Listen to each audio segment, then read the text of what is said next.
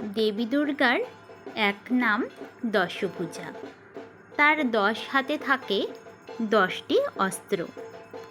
মহিষাসুরকে বিনাশের জন্য অন্য সব দেবতারা দেবীকে অস্ত্র দান করেছিলেন। আজকের ভিডিওতে সেই সব অস্ত্রগুলোর নাম, কে দিয়েছিলেন সেই অস্ত্রগুলো এবং সেই অস্ত্রগুলোর তাৎপর্য জেনে নেব।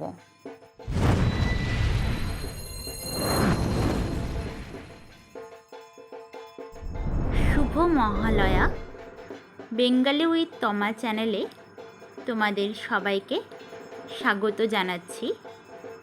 চ্যানেলে নতুন হয়ে থাকলে চ্যানেলটিকে সাবস্ক্রাইব করার অনুরোধ রইল। দেবী দুর্গার 10টি অস্ত্র হল ত্রিশূল, শঙ্খ, চক্র, গদা, পদ্ম, খড়গ, ধনুর্বাণ, ঘণ্টা, নাগপাশ আর বজ্রাস্ত্র। দেবতা শিব দেবীকে ত্রিশূল দান করেন, যা সৃষ্টি, স্থিতি ও লয়ের প্রতীক। মানুষের 3টি গুণ, সত্ত্ব, তম, রজরও প্রতীক এই ত্রিশূলের 3টি ফলা। বিষ্ণু দেন সুদর্শন চক্র। এটি দেবীর হাতে দৃঢ়তা এবং সংহতির প্রতীক।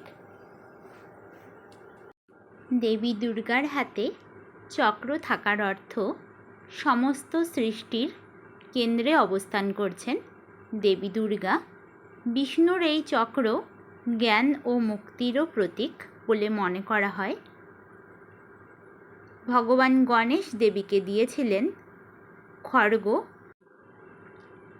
খড়গ হল মানুষের বুদ্ধির প্রতীক, যার জোরে সমস্ত বৈষম্য এবং অন্ধকারকে ভেদ করা যায়।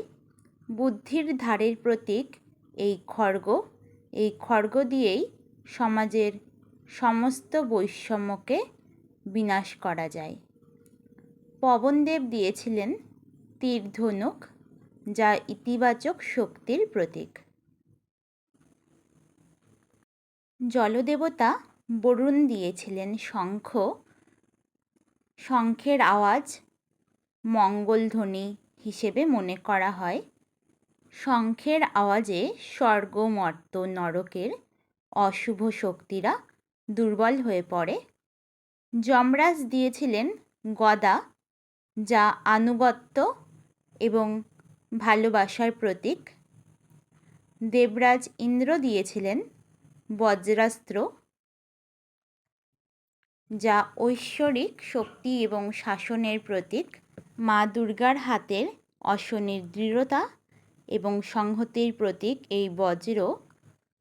ব্রহ্মা দিয়েছিলেন পদ্ম, যা জ্ঞানের মাধ্যমে মুক্তি এবং বিশুদ্ধতার প্রতীক। মহাদেব দিয়েছিলেন কমণ্ডলু, যা জ্ঞানের প্রতীক। দেবরাজ ইন্দ্রের বাহন ঐরাবত দিয়েছিলেন ঘণ্টা। এই ঘণ্টার ধ্বনি অসুরদের তেজকে দুর্বল করে তোলে বলে মনে করা হয়। ভিডিওটি সম্পূর্ণ দেখার জন্য ধন্যবাদ।